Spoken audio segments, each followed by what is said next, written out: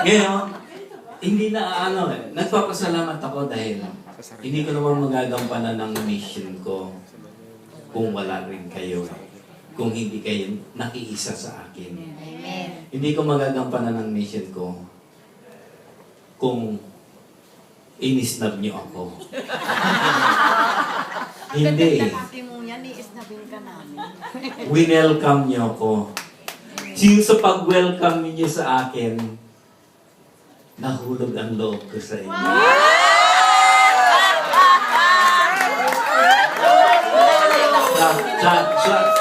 Sabi niyo, nakatatak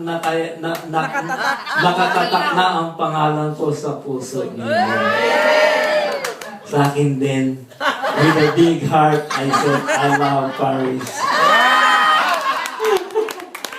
Especially, I want to thank Brother Patrick for your time and effort to pick me up. You know, I really appreciate it. Thank you so much, Sister Brother Patrick and Sister Perry. Thank you so much. I can say anything, but God will take care of you.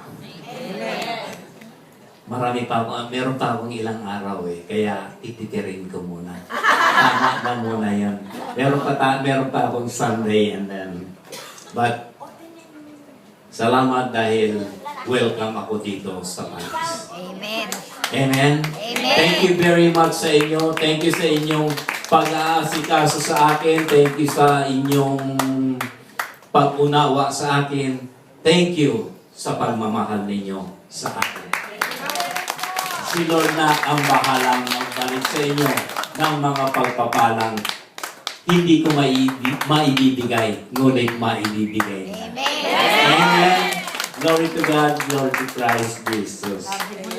I love you all.